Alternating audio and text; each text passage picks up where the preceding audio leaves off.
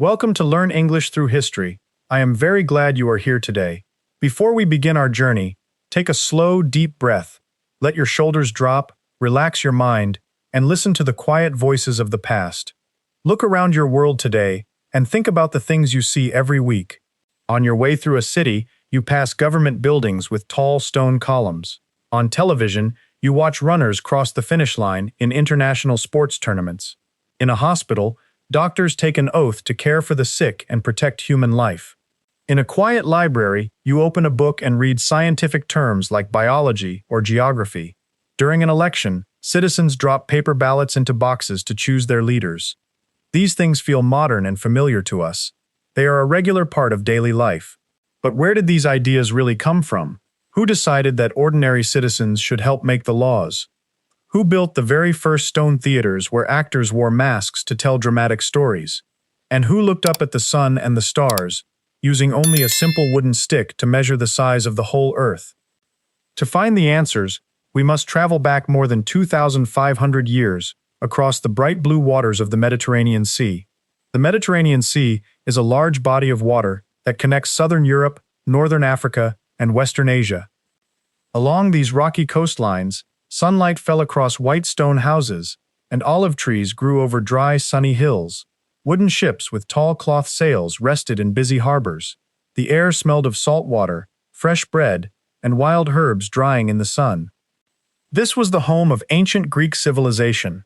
A civilization is a large society of people with organized cities, clear laws, art, and shared customs. The people here lived without machines, factories, or electric lights. At night, they worked and read by the small yellow flame of clay oil lamps. They wrote their thoughts on sheets of dried reeds called papyrus. Papyrus is an ancient type of thick paper made from tall water plants. In simple leather sandals and light linen robes, they walked through stone courtyards to talk with their neighbors about truth, justice, and the universe. In those days, most people across the ancient world believed that thunder, sudden illness, and changing seasons were simply the moods of unseen gods.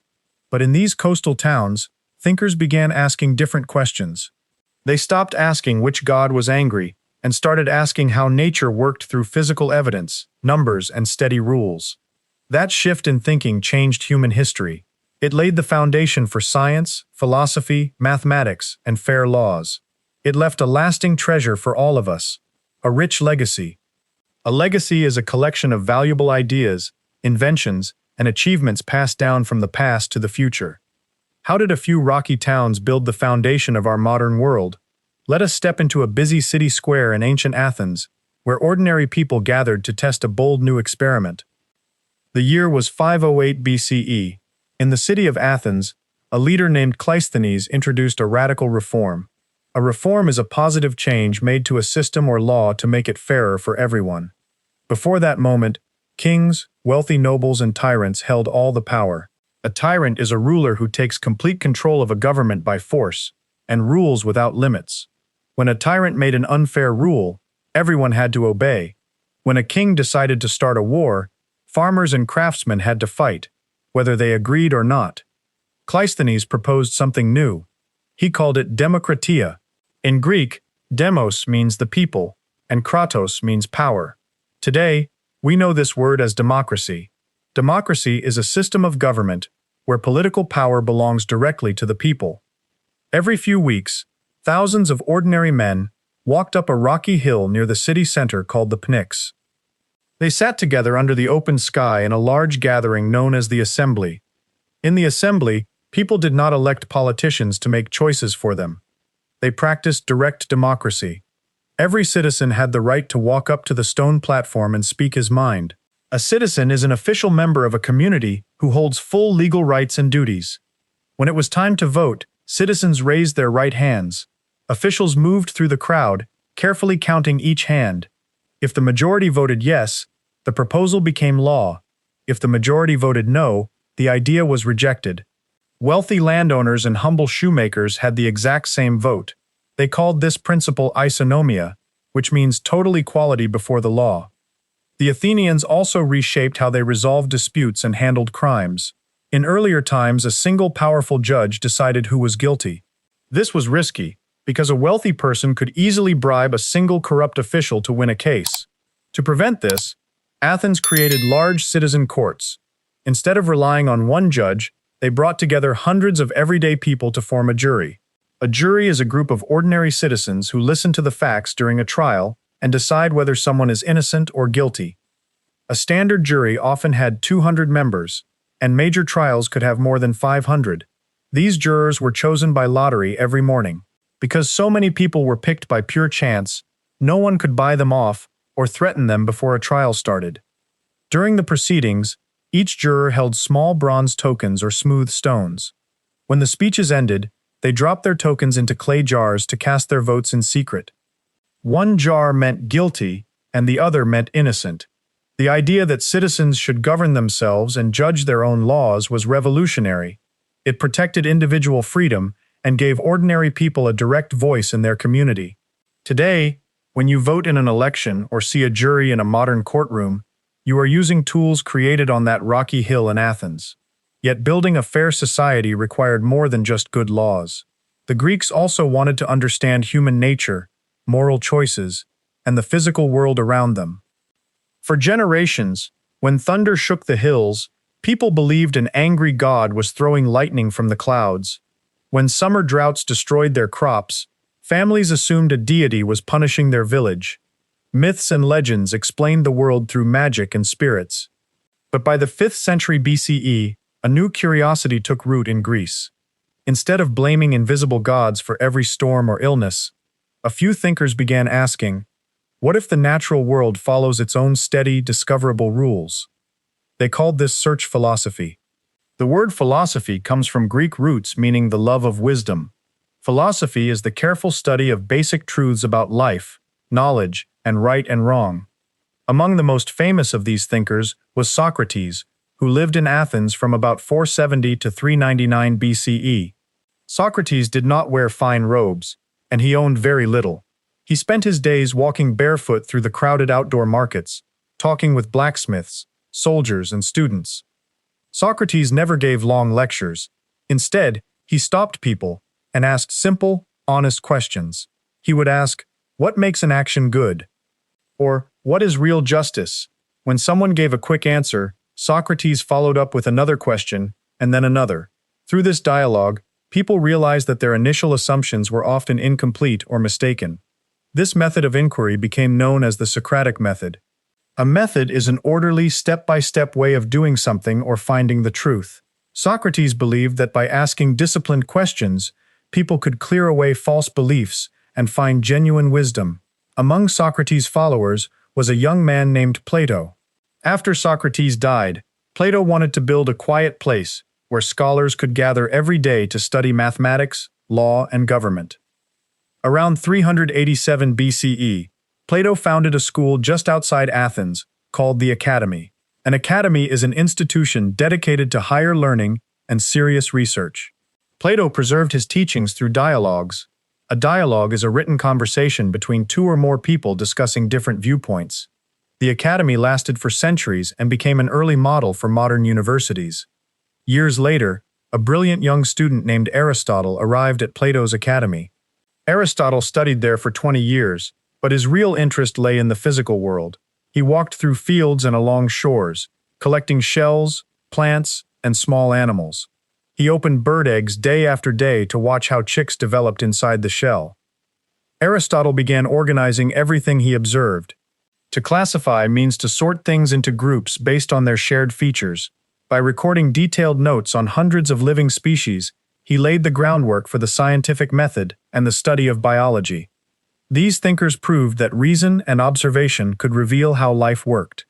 Soon, other scholars applied that same logical approach to the shapes, distances, and mechanical forces of the physical Earth. Around 300 BCE, a mathematician named Euclid lived in the Mediterranean city of Alexandria. Euclid wanted to understand lines, shapes, and space. People had measured farm boundaries and drawn building plans for centuries, but Euclid asked a deeper question: how can we prove, beyond any doubt, that a mathematical rule is always true? Euclid wrote a famous work in 13 books called the Elements. Through these writings, he established geometry. Geometry is the branch of mathematics that studies lines, angles, shapes, and solid objects. Euclid did not rely on rough guesses. He began with a few basic, self-evident truths that everyone accepted. From there, step by step, he built hundreds of rigorous mathematical proofs. A proof is a logical explanation that shows why a statement is completely true. Euclid's Elements became one of the most widely used textbooks in history. For more than 2,000 years, students and scholars used it to train their minds in clear, logical thinking. A few decades later, another inventor named Archimedes lived in Syracuse, a Greek city on the island of Sicily. Archimedes loved solving practical mechanical problems. He studied pulleys, levers, and the weight of solid objects. A lever is a simple machine made of a rigid bar resting on a support, used to lift heavy loads with less effort. Archimedes understood mechanical advantage so well that he once claimed that with a long enough lever and a place to stand, he could move the entire earth. One well-known story describes the day Archimedes stepped into a full stone bath. As he lowered himself into the water, water spilled over the edge onto the floor. In that moment, he realized that the volume of displaced water equaled the exact volume of his submerged body. This insight helped him test the purity of gold and silver objects, and it helped shipbuilders understand buoyancy so they could build safer, more stable wooden ships. Greek engineering reached far beyond simple tools. In some cases, their work showed astonishing mechanical precision. In 1900, sponge divers working near the small island of Antikythera found an ancient shipwreck on the seabed. Among the artifacts, they pulled up a corroded block of bronze. Years later, when scientists examined the object with X-ray imaging, they discovered an incredible mechanism inside. Built in the 2nd century BCE, it contained dozens of tiny, carefully cut bronze gears. A gear is a toothed wheel that turns against another wheel to transfer force and motion. This device, known as the Antikythera mechanism, was a mechanical computer for astronomy. By turning a small hand crank, an operator could calculate the positions of the sun, the phases of the moon, and the timing of future eclipses with remarkable accuracy. These achievements in mathematics and mechanics showed that nature followed predictable, orderly rules. And while some scholars charted the stars, others turned their attention to the human body and the science of healing. Before the 5th century BCE, most people treated illness as a curse or a sign of divine anger. When someone fell ill, families prayed at temples or brought offerings to shrines, never looking for physical causes. A Greek doctor named Hippocrates changed that approach completely. A physician is a trained medical doctor who cares for the sick. Living on the island of Kos between 460 and 370 BCE, Hippocrates argued that diseases came from natural causes, such as tainted water, poor diet, or unhealthy living environments. Hippocrates taught his students to sit quietly beside their patients and observe them carefully. He instructed them to record every symptom. A symptom is a physical sign in the body, such as a fever or a cough, that points to an illness. By tracking these signs over time, physicians could understand how a disease progressed and choose the most effective treatment. Hippocrates also created high moral standards for medical practice. He introduced the Hippocratic Oath, a tradition that new medical students still honor today. An oath is a serious, formal promise. In this promise, physicians swear to protect their patients, treat every person with dignity, and never give harmful drugs. While doctors in Greece studied the human body, Greek scholars living in Egypt turned their attention to the earth itself. Around the year 240 BCE, a brilliant mathematician named Eratosthenes served as the head librarian at the Great Library of Alexandria. He wanted to know the exact circumference of our planet. Circumference means the total distance all the way around the outside of a circle or a round sphere. Most educated Greeks already knew the earth was round, but nobody had actually measured its true size. Eratosthenes read that on the longest day of the year, at noon in the southern city of Syene, the sun shone straight down into the bottom of a deep water well. Vertical posts cast no shadow at all. At that exact same moment in Alexandria, hundreds of miles to the north, tall stone pillars did cast a shadow. Using a simple vertical rod, Eratosthenes measured the angle of that shadow. It measured 7.2 degrees, which is equal to 1/50th of a complete circle. Next, he hired professional walkers to measure the precise walking distance between the two cities. By multiplying that distance by 50, Eratosthenes calculated that the Earth had a circumference of about 24,460 miles. Modern satellite measurements show the true distance around the equator is roughly 24,900 miles. With just a wooden stick, bright sunlight, and basic geometry, his calculation was accurate to within 2%. Greek astronomers also looked out into the vast night sky. During the 3rd century BCE, an astronomer named Aristarchus of Samos proposed a daring idea. He suggested that the sun, not the Earth, sat motionless at the center of the universe. He believed that the Earth spun on its axis while traveling around the sun. Most scholars ignored his sun-centered model for nearly 1,800 years, until modern science proved him right. The Greeks simply refused to accept easy answers about nature. Soon, they brought that same sharp curiosity to the study of human events. Before the 5th century BCE, people explained the past through myths and legends. If a kingdom fell, people believed an angry god caused its ruin. If a king won a battle, poets sang that the gods favored his army. Real human choices remained hidden behind tales of magic and monsters. A Greek writer named Herodotus changed how we look at our past forever.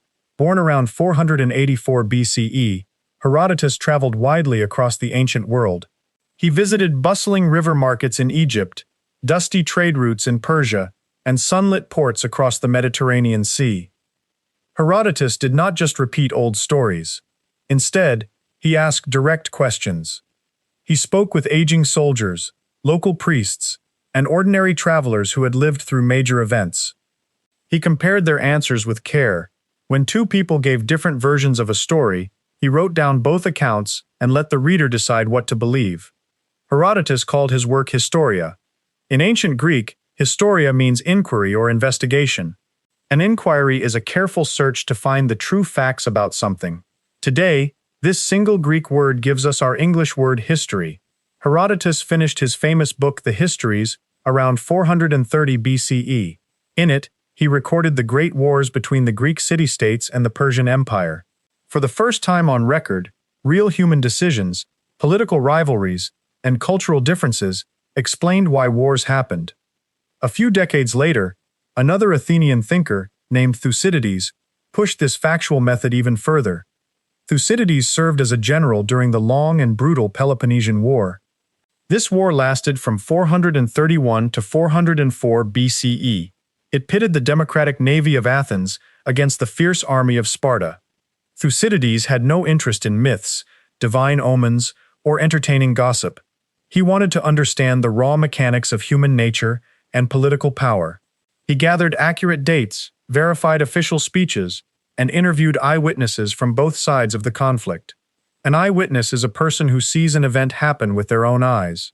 Thucydides looked closely at why peaceful cities suddenly turn on one another. He observed that nations act out of fear, pride, and self-interest. He noticed that Athens had grown wealthy and powerful, which frightened Sparta into preparing for war. Today, political scientists still study this dynamic, calling it Thucydides' trap. This concept describes the natural tension that happens when a rising power challenges an established power. Through Herodotus and Thucydides, the Greeks invented history as a factual, practical guide for living. They believed that by understanding the honest mistakes of the past, human beings might build a wiser future. But the Greek influence on our world went far deeper than political writings and war records. It lived in the very words that people spoke every day. Around 800 BCE, Greek traders modified an ancient Phoenician writing system. The older system recorded only consonants. A consonant is a basic speech sound made by blocking the flow of air from the mouth, like the sound of the letter B or T. The Greeks made an important change. They added distinct symbols for vowel sounds, creating letters like alpha, epsilon, and iota. A vowel is a speech sound made with an open mouth, like the sound of the letter A or E. This new alphabet was the first complete phonetic alphabet in human history. A phonetic alphabet is a writing system where each written letter directly represents a spoken sound. This practical tool made reading and writing far easier for ordinary citizens. Over time, it became the direct ancestor of both the Latin and Cyrillic scripts. Today, more than 70% of the world's population reads and writes using alphabets descended directly from this ancient Greek blueprint. Greek also shaped the everyday vocabulary we use to understand modern life. More than 150,000 words in the English language come from Greek roots. In fact, over 60% of modern medical, scientific, and technical terms come straight from Greek words. When you talk about biology, you are using the Greek word bios, which means life. When you study geography, you use the Greek word gê, which means earth. Common words like telephone, microscope, atmosphere, psychology, and democracy are all built from Greek roots. Every time you speak about science, medicine, or modern government, you are speaking pieces of ancient Greek. The ancient Greeks also expressed their deep sense of order through stone architecture.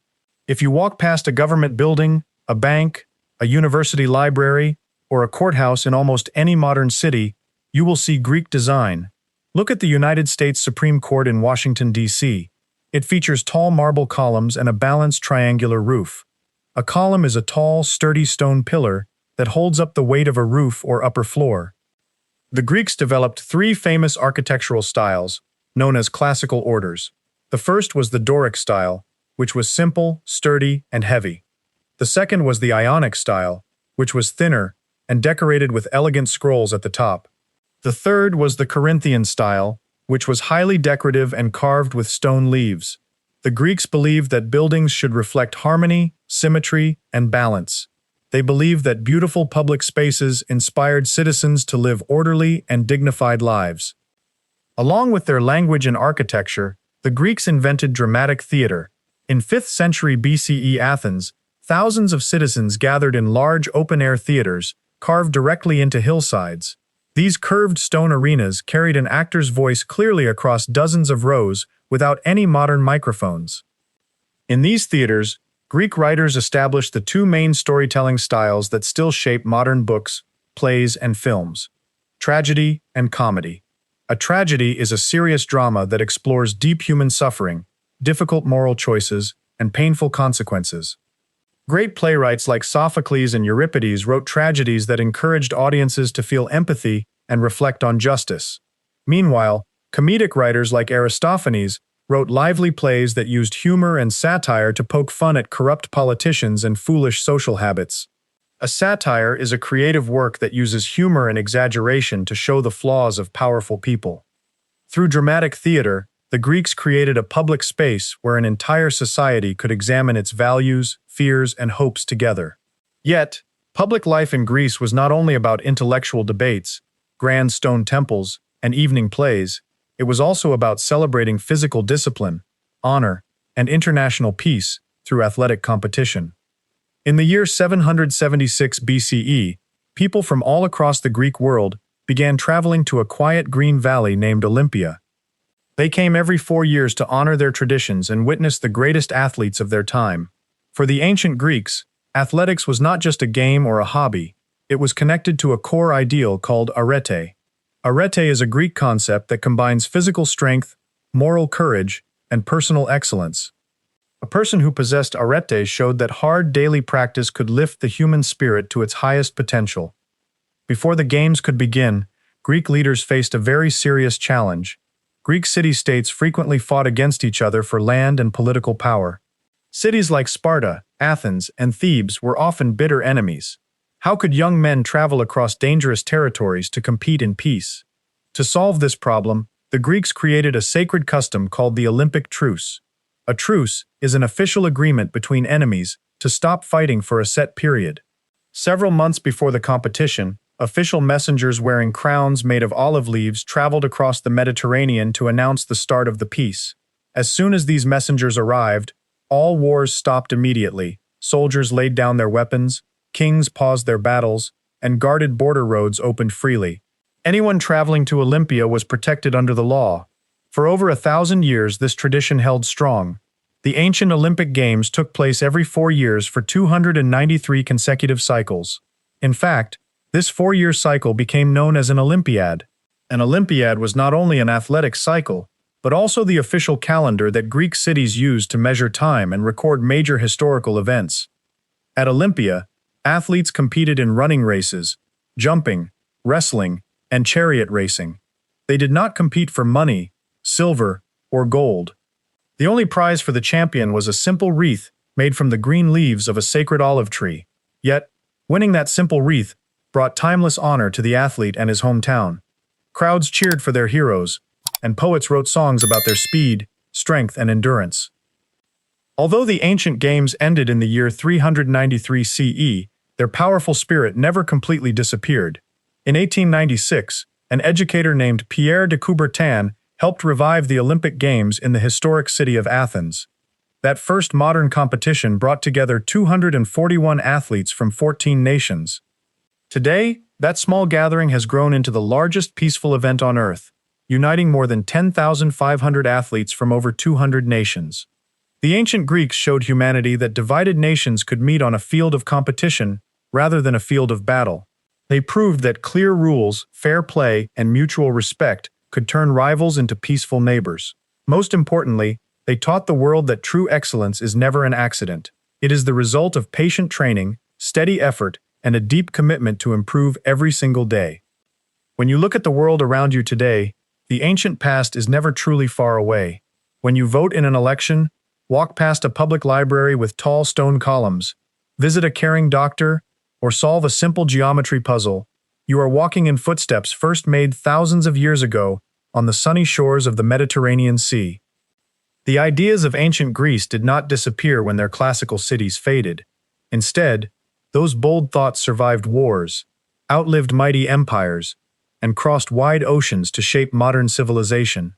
The Greeks proved to all of humanity that a clear idea, supported by honest reason and spoken with courage, is far more enduring than the sharpest iron sword. When we look at pictures of the Parthenon standing quietly on its high hill above Athens, we often admire its beauty without thinking about how it was made. That magnificent temple was not created in a single afternoon. Skilled builders spent long years cutting blocks of bright white marble from deep mountain quarries. A quarry is a large open pit in the earth, where workers dig out heavy stones and minerals. Craftsmen shaped each column with patient hands. They smoothed every surface and measured every angle using simple ropes, wooden rulers, and basic mathematics. They lifted one heavy stone at a time, day after day, year after year. It was this quiet, steady effort that created a masterpiece capable of standing for thousands of years against the wind and the rain. Your journey to learn English is very much like building an ancient marble temple. You do not need to memorize thousands of difficult words by tomorrow morning. You do not need to speak with total perfection on your very first try. Instead, you build your language skills stone by stone. A foundation is the solid base at the bottom of a building. It holds everything strong and steady. Every new English word you learn today is a single stone resting in your foundation. Every short sentence you speak out loud is a sturdy column holding up your confidence. And every historical story you listen to helps your mind understand how words and ideas connect together naturally. The ancient Greek thinkers achieved extraordinary discoveries because they practiced steady perseverance. Perseverance means continuing to work toward your goal even when the task feels slow, difficult, or tiring. Socrates never stopped asking questions in the busy marketplace. Aristotle spent years carefully observing the plants, animals, and stars. Eratosthenes used a simple wooden stick and the midday shadow to calculate the size of our entire planet. These thinkers did not possess modern computers, digital screens, or satellites in the sky. They simply had an active curiosity, deep patience, and a willingness to practice their thinking every single day. You have that exact same curiosity inside you right now. As you listen to these calm history lessons, your ears become comfortable with the natural rhythm of English. When you repeat new phrases in your daily life, your voice becomes clearer, stronger, and more natural. Never fear making mistakes along the way. The ancient Greeks taught us that true wisdom begins by admitting what we do not know yet. Every small mistake you make is simply a helpful guide, showing you where to place the next stone in your learning journey. Thank you for listening and learning with me today. Subscribe to Learn English Through History for more historical journeys, and leave a comment sharing which ancient Greek idea inspired you the most today. Keep your mind open, keep practicing your English every single day, and remember to build your knowledge one steady stone at a time. I look forward to sharing our next historical story with you very soon.